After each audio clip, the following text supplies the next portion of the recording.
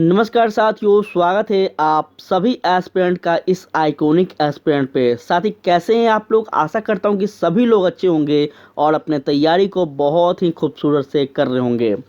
प्यारे साथी, हम हिंदी साहित्य के इतिहास जो कि अध्यायवार सॉल्व पेपर का अध्ययन कर रहे हैं। यह आप सभी के लिए जो मेरा लाने का उद्देश्य है वह यह है कि भारत के जितने भी महत्वपूर्ण एग्जाम हैं जहां हिंदी साहित्य पूछे जाते हैं, चाहे वो टीजीटी हो, पीजीटी हो, एलटी ग्रेड हो या फिर आपका असिस्टेंट प्रोफेसर हो, डी ट्रिपल एस बी, के बी एस, कॉलेज लेक्चरर या फिर हम कर ले बात नेट जीआरएफ, जहाँ पे भी हिंदी साहित्य पूछे जाते हैं साथी, उन सभी महत्वपूर्ण एग्जामों को हम देखेंगे कि कहाँ कहाँ पे किस प्रकार से क्वेश्चन पूछे गए हैं। और यह आपका क्लास जो है उत्तर प्रदेश, उत्तराखंड, मध्य प्रदेश अर्थात बिहार, झारखंड, राजस्थान कि सभी शिक्षक भर्ती के लिए परीक्षाओं के लिए महत्वपूर्ण है। तो उम्मीद है मुझे कि आप जहां के भी शिक्षक बनना चाह रहे होंगे, आपके लिए कहीं ना कहीं यह क्लास अति महत्वपूर्ण होने वाला है, क्योंकि हम बात कर रहे हैं हिंदी साहित्य में अब तक जितने भी एग्जाम हुए हैं और जहां पे भी जो क्वेश्चन पूछे गए हैं उन सभी के एक ही जगह संग्रह पे। प्यारे साथी, इससे पहले हम आपको यहाँ पे दिखा देते हैं कि जो आपका हिंदी साहित्य में सिलेबस है उस सिलेबस के अकॉर्डिंग ही हम आपका क्लासेस ले रहे हैं, जिसमें आपका क्लास जो हिंदी साहित्य का इतिहास था यह हम आपको ऑलरेडी चैनल पर अपलोड कर चुके हैं। पिछले क्लास में हम आदिकाल साहित्य की कुछ प्रमुख प्रवृत्तियों पे बात किए थे और इसी का कुछ स्लाइड बचा हुआ था जो कि आज के क्लास में हम अध्ययन करेंगे। तो मुझे उम्मीद है कि आपको आज का क्लास अच्छा लगेगा। अगर अच्छा लगे साथी तो थोड़ा सा लाइक कर देंगे और शेयर कर देंगे, और चैनल पर अगर नए आए हैं तो प्लीज़ चैनल को सब्सक्राइब कर देंगे। चलिए साथी, शुरुआत करते हैं अपने इस अध्याय को। कल हम 25 क्वेश्चन किए थे, बाकी उसके बाद जो बचे हुए प्रश्न हैं जो कि आज के क्लास में हम अध्ययन करेंगे। क्वेश्चन नंबर 26 कहता है वह अपभट्ट, जो अगर हम बात कर रहे हैं कि अपभट्ट भाषा जो है इससे तात्पर्य क्या है, बहुत इंपॉर्टेंट है, जल्दी से बताएं, जो कि यह टीजीटी परीक्षा 2001 में क्वेश्चन पूछा गया है। अपभट्ट भाषा से तात्पर्य क्या है यह आपको बताना है। जल्दी जल्दी आप लोग कमेंट में बताते चलिए। तो इसका राइट आंसर क्या होगा, आप सभी लोग अपने अपने विवेक के आधार पर बताएं। राइट आंसर होगा साथी ऑप्शन नंबर ए, अर्थात ग्रामीण अपभट्ट। ठीक है, ग्रामीण अपभ्रंश जो है साथी, यह आपका अपभट्ट भाषा का तात्पर्य होता है, मतलब होता है, याद रखेंगे। ठीक है, चलिए थोड़ा इस पे हम बात कर लेते हैं, इसके बारे में डिस्कस कर लेते हैं। तो यहाँ ध्यान दीजिएगा, अपभट्ट अपभ्रष्ट शब्द का विकृत रूप है, बहुत इंपॉर्टेंट है, आपसे पूछा जाए तो आप याद रखेंगे। अपभट्ट जो है यह अपभ्रष्ट शब्द का विकृत रूप है और इससे अपभ्रंश का अपभ्रंश या फिर हम कह ले प्रवर्तीय अपभ्रंश कहते हैं। अपभट्ट अपभ्रंश आधुनिक भारतीय आर्य भाषाओं के बीच की समकालीन भाषा है और इसका कालखंड जो है यह 900 ईस्वी से लेकर आपका 1100 ईस्वी तक निर्धारित किया गया है। अपभट्ट को अपभ्रंश और पुरानी हिंदी, जो कि पुरानी हिंदी कौन मानते थे, तो याद रखेंगे आपका राहुल सांस्कृत्यायन जो है यह पुरानी हिंदी के मानने वाले व्यक्ति थे। ठीक है, तो पुरानी हिंदी के बीच की कड़ी मानी जाती है, जो कि आपको याद रखना है। क्या है, तो अपभट्ट और अपभ्रंश के जो बीच की दूरी है यह आपको पुरानी हिंदी की कड़ी मानी जाती है। कभी पूछे लिए जाएं तो आप इसको याद रखेंगे। और क्या इसकी विशेषता है, तो अपभट्ट भाषा का प्रमुख रचनाकार आपका अहमद मान अब्दुल रहमान, जो कि इसके प्रमुख रचनाकार हैं। और कौन है, तो दामोदर पंडित हैं, ज्योतिश्वर ठाकुर हैं, विद्यापति हैं। ये कुछ प्रमुख आपका याद रखेंगे अपभट्ट भाषा के रचनाकार हैं, जो कि आपसे पूछे जाएं तो आप याद रखेंगे। नेक्स्ट बात करें क्वेश्चन पे, तो कहता है अपभट्ट में शिक्षा शब्द के लिए कौन सा रूप मिलता है, जो कि बहुत इंपॉर्टेंट है। और यह परीक्षा आपका दिल्ली केंद्रीय विद्यालय में पूछा गया क्वेश्चन है। ठीक है, दिल्ली केंद्रीय विद्यालय के जो शिक्षक बनने वाले पीजीटी अर्थात के जो शिक्षक बनने वाले थे 2015 में यह क्वेश्चन पूछा गया है। तो जल्दी से बता दीजिए इसका राइट आंसर क्या होगा साथियों। यह होगा आपका क्या, तो सिक्का, ऑप्शन नंबर सी इसका राइट आंसर होगा। ठीक है, चलिए आगे चर्चा करें। ध्यान दीजिएगा, अपभ्रंश के परिवर्तित रूप को अपभट्ट नाम दिया गया है। क्या है? तो अपभ्रंश के परिवर्तित रूप को अपभट्ट नाम दिया गया है। और अपभट्ट में शिक्षा शब्द के लिए जो सिख का रूप है यही हमें देखने को मिलता है, याद रखेंगे। आगे बढ़ें और नेक्स्ट क्वेश्चन कहता है, अधिकांश साहित्यिक साहकारों के अनुसार जो है हिंदी के प्रथम कवि हैं वह कौन है? तो याद रखेंगे प्यारे साथी, यह आपका टीजीटी परीक्षा 2001 में पूछा गया क्वेश्चन है और यह आपका हो जाएगा ऑप्शन नंबर सी, अर्थात क्या हो जाएगा? तो सहरपाद, ठीक है, सहरपाद हो जाएंगे, याद रखेंगे। थोड़ा सा यहाँ पे ध्यान दीजिएगा, इनके बारे में थोड़ा डिस्कस कर लेते हैं ताकि आने वाले समय में इनसे जुड़ा हुआ और भी कोई तथ्य आपसे पूछा जाए तो आप याद रखेंगे। अधिकांश इतिहासकारों ने जो है अनुसार जो हिंदी के प्रथम कवि हैं यह आपको किसको माना गया है? तो सहरपाद को माना गया है, ठीक है। और राहुल सांस्कृतायन ने 7वीं शताब्दी ईस्वी के सहरपाद को हिंदी का प्रथम कवि माना है। तो आपसे पूछा जाएगा कि हिंदी का प्रथम कवि किसे माना गया, तो आप याद रखेंगे। क्लियर है? उनका मूल नाम क्या है? तो राहुल भद्र था और उनके सहरपा जो कि सरोज व्रज पद तथा पद्मा ब्रज नाम भी मिलते हैं, ठीक है। तो ये कुछ उनके उपनाम है जो कि आप याद रखेंगे। वास्तविक जो उनके नाम है वो क्या है? तो राहुल भद्र हैं, ठीक है। वे बौद्ध धर्म की व्रजपाई और सहजाई के प्रवर्तक थे। 84वें सिखों में से एक वह थे। उनकी कविता में अपभ्रंश का साहित्यिक रूप छुपा हुआ था साथियों, याद रखेंगे, ठीक है। और उसके बाद क्या है इनके बारे में? तो बोलचाल की भाषा जो आरंभिक हिंदी है प्रयुक्त हुआ करता था। सरपाद की जो रचनाएं हैं वो संपादक राहुल सांस्कृतायन ने दोहा कोश में इसका वर्णन किया है, तो याद रखेंगे आप, ठीक है। आपसे पूछा जाए तो आप याद रखेंगे दोहा कोश जो है यह राहुल सांस्कृतायन ने जो है दोहा कोश में इनके बारे में आपका वर्णन किया है। और कुछ प्रमुख यहाँ पे उनके बारे में जान लेते हैं, कुछ तथ्य है। डॉक्टर गणपति चंद्र गुप्त ने शालिभद्र सूरी को हिंदी का प्रथम कवि माना है, ठीक है। तो ये सभी के सभी जो विद्वान हैं उनका अलग अलग मत है। हिंदी के प्रथम कवि कोई शालिभद्र को मानते हैं, तो कोई मानते हैं किनको? तो कोई मानते हैं साथी राहुल भद्र को। तो ये थोड़ा सा आप क्या याद रखेंगे? जैसा क्वेश्चन आपसे पूछा जाए वैसा आप ऑप्शन में याद रखेंगे, ठीक है। चलिए, डॉक्टर राजकुमार वर्मा की अगर हम बात कर ले, स्वयंभू जो को हिंदी का प्रथम कवि स्वीकार करते हैं। तो ये 3 व्यक्ति को याद रखेंगे जो कि अलग अलग व्यक्ति के बारे में इन्होंने अपना मत दिया है। आगे बढ़ें और भी चीज़ें हम देखते हैं। चलिए, कहता है, एक सेकेंड रुकेंगे,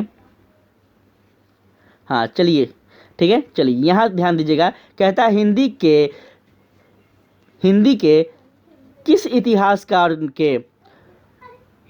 इतिहासकार के अनुसार शालिभद्र सूरी हिंदी के प्रथम कवि हैं? जल्दी बताएं, अभी जस्ट हमने यह बात किया है और यह आपका यूपीपीएससी, ठीक है, एलटी ग्रेड परीक्षा 2018 का क्वेश्चन है जो कि हाल ही फिलहाल का यह क्वेश्चन है, ज़्यादा पुराना नहीं है, हो सकता है दोहरा दिया जाए।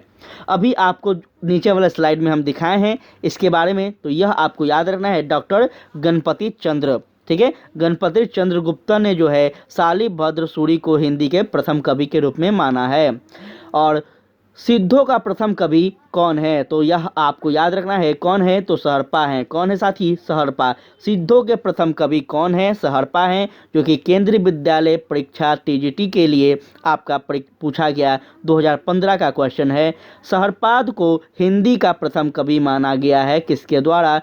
पीजीटी 2010 में क्वेश्चन पूछा गया है, याद रखेंगे, पंडित राहुल सांस्कृतायन के द्वारा, ठीक है। तो हर व्यक्ति के बारे में ऑलरेडी हम आपको पहले बता चुके हैं कि हर व्यक्ति ने अपने अपने मत के आधार पर अपने अपने व्यक्ति को जो है अलग अलग व्यक्ति को माना है हिंदी के प्रथम कवि के रूप में। राहुल जी ने, ध्यान दीजिएगा, राहुल जी ने हिंदी भाषा का प्रथम कवि जो है किसे स्वीकार किया है? तो साथियों याद रखना है, यह आपका होगा सहरपा जी को, ठीक है, सहरपा जी को याद रखेंगे, बहुत इंपॉर्टेंट क्वेश्चन था। देखिए एक ही क्वेश्चन से कई प्रकार से आपको पूछा जा रहा है, जो कि अलग अलग एग्जाम में आप देख रहे हैं, कोई एलटी ग्रेड है, कोई टीजीटी है, कोई पीजीटी है। तो यहाँ पे चीज़ों हम लोग को क्या ध्यान में रखना है, हम इस क्वेश्चन बैंक का अध्ययन कर रहे हैं वह इसलिए कर रहे हैं ताकि आप अपने सिलेबस को ध्यान से देख सकें और समझ सकें कि जो आपका सिलेबस है, जो आपका टॉपिक है, इसी के इर्द गिर्द भारत के जितने भी शिक्षकों का एग्जाम होता है, कहीं ना कहीं इसमें इसी से आसपास क्वेश्चन पूछे जाते हैं। और अगर आप इस चीज़ को पूरा कंठस्थ कर लेते हैं, अभी जो है आपका पूरा जितना भी टॉपिक है हिंदी साहित्य में, जितना टॉपिक है, लगभग लगभग 20-25 टॉपिक है, उन सारे पे हम आपका क्लासेस लेंगे ऑब्जेक्टिव इसी प्रकार से। और 100% आपसे हम वादा करते हैं कि यहाँ से बहुत सारे क्वेश्चन आपको टकराएंगे बीपीएससी शिक्षक भर्ती में, क्योंकि सारा जो क्वेश्चन है वह इसी सब में से मतलब घूमते रहते हैं, इतना ही एग्जाम में से। ठीक है, प्रैक्टिस सेट के चक्कर में अभी आप लोग मत पड़िएगा, आप सभी को हम बता देते हैं, क्योंकि प्रैक्टिस सेट जो है अभी पुराना वाला ही आया है, नया वाला नहीं आया है। हिंदी का प्रथम कवि कौन थे, तो यह आपको याद रखना है, कौन है, हड़प्पा है। ठीक है, जो कि कई बार हम इस पे चर्चा कर चुके हैं। स्वयंभू को हिंदी का प्रथम कवि किसने माना, अभी जस्ट हम आपको बताए हैं, स्वयंभू को हिंदी का प्रथम कवि जो है यह राजकुमार वर्मा मानते हैं, और यह पीजीटी परीक्षा 2009 में पूछा गया प्रश्न है। आगे चलते हैं और यहाँ पे देखते हैं क्वेश्चन कहता है क्या। नेक्स्ट क्वेश्चन कहता है सहजाइन के प्रवर्तक हैं, सहजाइन के प्रवर्तक कौन है इसमें, जो कि टीजीटी परीक्षा आपका 2002 का क्वेश्चन है, तो हड़प्पा हो जाएंगे। बहुत इंपॉर्टेंट है, हड़प्पा के बारे में याद रखेंगे, बहुत इंपॉर्टेंट व्यक्ति हैं। आचार्य हजारी प्रसाद द्विवेदी ने अपभ्रंश को क्या कहा, बहुत बहुत इंपॉर्टेंट, वेरी वेरी इंपॉर्टेंट है, टिक लगा लीजिए। आचार्य हजारी प्रसाद द्विवेदी ने अपभ्रंश भाषा को क्या कहा है, जो कि केवीएस में पूछा गया क्वेश्चन है 2014 का, और यह आपका होगा पुरानी हिंदी। ठीक है, हजारी प्रसाद द्विवेदी ने अपभ्रंश भाषा को साथ ही क्या कहा है, तो पुरानी हिंदी माना है। इस बात को आपको याद रखना है। आगे चलें तो ध्यान दीजिएगा, इनके बारे में कुछ विशेषताएं हैं। आचार्य हजारी प्रसाद द्विवेदी ने अपभ्रंश और हिंदी के संबंध में यह मत व्यक्त किया है कि इस प्रकार 10वीं और 14वीं शताब्दी का काल, जिसे हिंदी का आदिकाल के नाम से जाना जाता है, भाषा की दृष्टि से अपभ्रंश का ही बढ़ाव है, और इसी अपभ्रंश को हम बढ़ावा को कुछ लोग उत्तरकालीन अपभ्रंश भाषा भी कहते हैं, तो कुछ लोग जो हैं पुरानी भाषा भी, पुरानी हिंदी भी कहते हैं।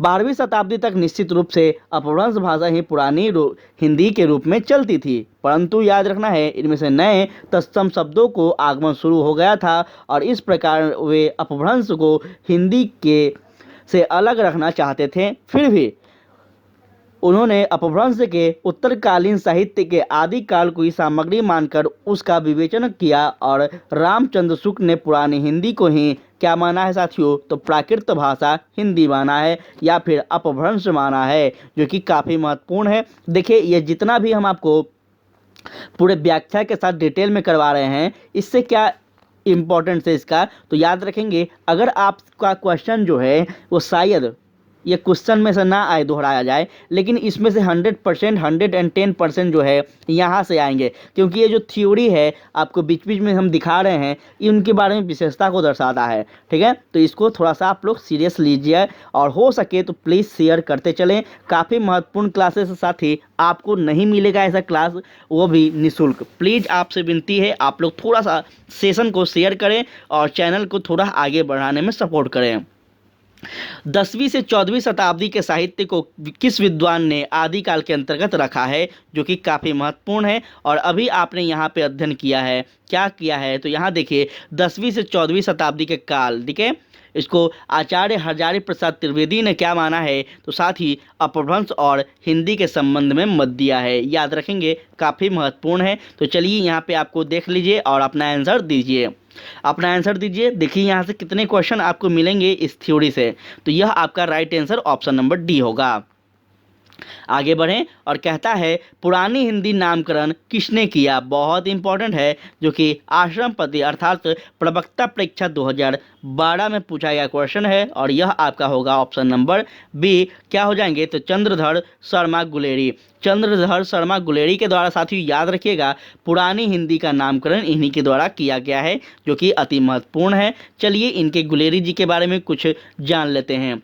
पंडित चंद्रधर शर्मा गुलेरी पहले विद्वान हैं जिन्होंने स्पष्ट शब्दों में यह घोषणा की थी कि उत्तर अपभ्रंश ही पुरानी हिंदी है। तो आपसे पूछ दिया जाएगा कि किस विद्वान ने सबसे पहली बार पुरानी हिंदी का नामकरण किया था, तो आप याद रखेंगे वह कौन है, तो पंडित चंद्रधर शर्मा गुलेरी हैं। उन्होंने राजा मुंज को पुरानी हिंदी का प्रथम कवि स्वीकार किया है। अब आपसे यहाँ फिर से क्वेश्चन बनेगा कि पंडित चंद्रधर शर्मा गुलेरी के द्वारा हिंदी के प्रथम कवि को किसको माना गया है, तो याद रखेंगे राजा मुंज को। आचार्य रामचंद्र शुक्ल ने गुलेरी जी के लेख के आधार पर अपने इतिहास में आदिकाल के अंतर्गत उत्तर अपभ्रंश की रचनाओं को यह मानते हुए अस्थायी दिया है, उसके आधार पर उस काल की कोई विशेष प्रवृत्ति नहीं निर्धारित की गई है, जो कि अति महत्वपूर्ण है। इसको थोड़ा आप याद रखेंगे। बढ़ते हैं आगे और भी चीज़ों को समझते हैं, ध्यान दीजिएगा। क्लासेस कैसा लग रहा है आप सबको, आप लोग जरूर बताएंगे। और कहता है कि पंडित चंद्रधर शर्मा गुलेरी ने किसको पुरानी हिंदी का प्रथम कवि स्वीकार किया था, तो आपके सामने आंसर है, अभी आपने जस्ट पढ़ा, राजा मुंज को। ठीक है, राजा मुंज के बारे में याद रखेंगे। आगे बढ़ें और कहता है नेक्स्ट क्वेश्चन आपका अपभ्रंश का वाल्मीकि किसे माना गया है। बहुत ज़्यादा इंपॉर्टेंट है, अपभ्रंश का वाल्मीकि किसे माना गया है, बहुत इंपॉर्टेंट है, बहुत ज़्यादा। तो जल्दी से आंसर करिए। यह आपका पीजीटी परीक्षा 2005 का क्वेश्चन है और यह होगा आपका स्वयंभू को। ठीक है, स्वयंभू को साथियों अपभ्रंश का वाल्मीकि कहा जाता है, जो कि अति महत्वपूर्ण क्वेश्चन है, याद रखेंगे। स्वयंभू देव की अगर हम बात कर ले तो 8वीं शताब्दी के आसपास जो है, इनके बारे में याद रखेंगे कि स्वयंभू देव निर्विवाद रूप से अपभ्रंश के सर्वश्रेष्ठ कवि माने गए हैं। कब, तो 8वीं शताब्दी की बात की जा रही है। स्वयंभू देव कृत उपम चरियु 5 कांड और आपका याद रखेंगे 83 संधियों वाला विशाल महाकाव्य यह अपभ्रंश भाषा का आदि काल माना गया है। अतः स्वयंभू को अपभ्रंश का प्रथम महाकवि का दर्जा मिला है, जो कि अपभ्रंश का वाल्मीकि इत्यादि के नाम से इनको जाना जाता है। तो आपसे बहुत ज़्यादा इंपॉर्टेंट बातें हैं जो कि याद रखना है कि किस महाकवि को, जो किस अपभ्रंश भाषा के किस कवि को महाकवि का दर्जा प्राप्त है, तो याद रखेंगे स्वयंभू देव को। ठीक है, चलिए आगे बढ़ें। कहता है निम्न में से किस कवि को अपभ्रंश का वाल्मीकि कहा गया है। बहुत ज़्यादा इंपॉर्टेंट है, लेकिन इंपॉर्टेंट तब होता जब आप इस चीज़ को नहीं पढ़े होते। अब आप इस चीज़ को ऑलरेडी यहाँ पढ़ लिए हैं, मतलब कि ये आपको आता है और ज़्यादा टफ नहीं है आपके लिए। आगे बढ़ें। नेक्स्ट क्वेश्चन कहता है अपभ्रंश के प्रथम महाकवि कौन थे, जो कि अति महत्वपूर्ण क्वेश्चन है और यह फिर से वही महान भाव हो जाएंगे जिसे महाकवि का दर्जा प्राप्त हुआ है। और यह आपका पीजीटी परीक्षा 2011 में पूछे गए हैं, जो कि स्वयंभू देव होंगे। आगे बढ़ते हैं। कहता है स्वयंभू की कृति का नाम है, क्या है, स्वयंभू के कृति का नाम क्या है। आपके सामने यह 4 ऑप्शन है जो कि आपको बताना है। स्वयंभू की कृति का जो नाम है प्यारे साथी, वह क्या है, तो याद रखने हैं, इसका नाम हो जाएगा आपका पौम चरुत। क्या होगा, पम चरियु। ठीक है, पम चरियु जो है इनका कृति का नाम है, जो कि अति महत्वपूर्ण है। देखिए यहाँ पे आपको, हमने यहाँ पे आपको बताया क्या है, तो पम चरियु जो कि 5 कांड और आपका 83 संधियों में इसका जो है काल विशाल महाविशाल काल जो है महाकाव्य जो है वर्णित है। याद रखेंगे, कति महत्वपूर्ण है। स्वयंभू की कृति का नाम है आपका, जो कि हम बता ही चुके हैं। आगे चलें और नेक्स्ट क्वेश्चन कहता है यहाँ पे कि पौम चरियु किसकी रचना है, जो कि स्वयंभू की रचना है। बहुत महत्वपूर्ण है, याद रखेंगे। चलिए नेक्स्ट क्वेश्चन पे बात करें। इनमें से किस ग्रंथ में लिखा गया है कि अग्नि परीक्षा के बाद सीता जैन धर्म के में दीक्षिता हो जाती है, जो कि बहुत ज़्यादा महत्वपूर्ण है। और यह आपका दिल्ली केंद्रीय विद्यालय में पीजीटी परीक्षा में पूछा गया क्वेश्चन है 2005 का।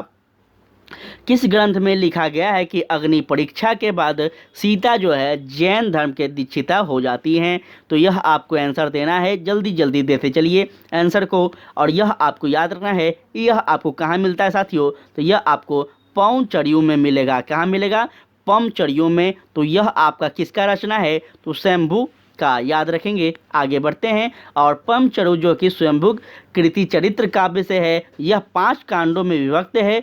विद्याधर कांड, अयोध्या कांड, सुंदर कांड और युद्ध कांड, और एक आपका है उत्तरकांड। तो आप इन 5 कांड को याद रखेंगे, जो कि स्वयंभू द्वारा यह रचित काव्य है और यह 5 खंडों में है, जो कि आपके सामने हम 5 का नाम भी बता चुके हैं। स्वयंभू ने नारी के प्रति व्यवहार का वर्णन इस काव्य में किया है तथा नारी के प्रति पुरुष का दृष्टिकोण उस युग में कैसा था, यह काव्य में वर्णित अग्नि परीक्षा वाले प्रसंग में स्पष्ट हो जाता है। अतः यह भी याद रखना है कि लंका विजय के पश्चात सीता को पुष्प विमान पर चढ़ाकर कोलसवड़ी लाया गया जाता है, जो कि याद रखेंगे। सीता के आगमन का एक और भव्य वातावरण और दूसरी तरफ वातावरण में राम का ओझा व्यवहार था, जो कि आपको याद होना चाहिए कि जब सीता को लंका से लाया जाता है तो कहीं ना कहीं राम के द्वारा उसे, जो सीता है, उसे अग्नि परीक्षा देनी होती है। तो ये तो आपको पता होगा, रामायण आप लोग देखे होंगे। तो अग्नि परीक्षा से पूर्व सीता राम से कहती है कि आज मैं अपनी सीतात्व की ताकत बताऊंगी। अति महत्वपूर्ण लाइन है। आपसे लाइन पूछ लिया जाएगा, डायरेक्ट ये लाइन उठा के दे दिए जाएंगे, क्योंकि अब हम बात करें टीजीटी पीजीटी का या फिर हम बात करें नेट जीआरएफ का, तो कई बार ऐसा क्वेश्चन देखा गया है जो कि डायरेक्ट बुक के लाइन ही उठा दिए जाते हैं, स्टेटमेंट वाला क्वेश्चन। तो आपसे कभी पूछ लिया जाए कि राम से कहती है, कौन कहती है? सीता राम से कहती है कि आज मैं अपनी सीतात्व की ताकत बताऊंगी, यह कहाँ वर्णित है? तो आप याद रखेंगे प्यारे साथी, यह जो है कहाँ हमें प्राप्त होता है ये चीज? तो स्वयंभू कृति चरित्र काव्य में। ठीक है, याद रखेंगे, अति महत्वपूर्ण है। यदि स्पर्श हो जाए तो मुझे जलाएं। ठीक है, और यह आपको याद रखना है, क्या कहती है? यदि स्पर्श हो जाए तो मुझे जलाएं, मतलब अग्नि अगर उनको स्पर्श हो जाए, मतलब समझ लेना है कि वह अशुद्ध थी। वो कौन कहती है? सीता कहती है, जब मेरा मन शुद्ध है तो मैं इन दिव्य शक्ति का क्या होगा। और इस ग्रंथ में वर्ण के जो है अग्नि परीक्षा है के बाद सीता जैन धर्म के दीक्षिता हो जाती है, जो कि अति महत्वपूर्ण है। ये सारे बात आपको स्पष्ट हो ही गया होगा।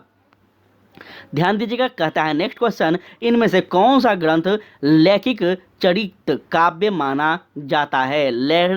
लैखिक चरित्र काव्य की बात कर रहा है, तो यह आपका होगा ऑप्शन नंबर साथियों ए, अर्थात भविष्यत कहा। ठीक है, भविष्यत कहा जो है यह क्या है? तो यह आपका लैखिक चरित्र काव्य माना गया है। ठीक है, आगे बढ़ें और इसके बारे में थोड़ा जान लीजिए आप लोग। लोकप्रिय व्यक्तियों के चरित्र का पर आधारित काव्यों के अतिरिक्त कई ऐसे चरित्र काव्य भी रचे गए हैं जिसपे कथानायक या फिर हम कह ले काल्पनिक होता है अथवा किसी लोक कथा से ली जाती है। इस श्रेणी में धनपाल द्वारा रचित भवित्य कहा जाता है, जो कि इस नाम से उल्लेखित है, याद रखेंगे। ठीक है ना, तो इस प्रकार से आप याद रखेंगे, यह जो आपका भविष्य है यह क्या है? तो एक प्रकार से क्या है? तो कथानायक है, काल्पनिक कथा है, जो कि किसी विशेष व्यक्ति के बारे में उल्लेखित हमें काव्य मिलते हैं। अपभ्रंश का भभूति किसे माना जाता है? बहुत ज़्यादा इंपॉर्टेंट है।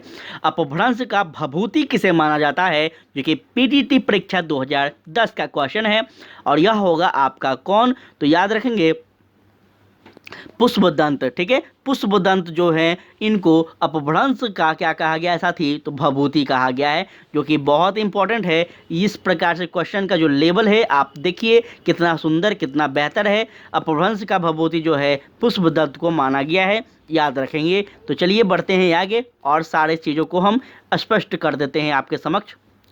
कहता है नेक्स्ट क्वेश्चन, निम्नलिखित में से कौन सी रचना पुष्पदत्त की नहीं है?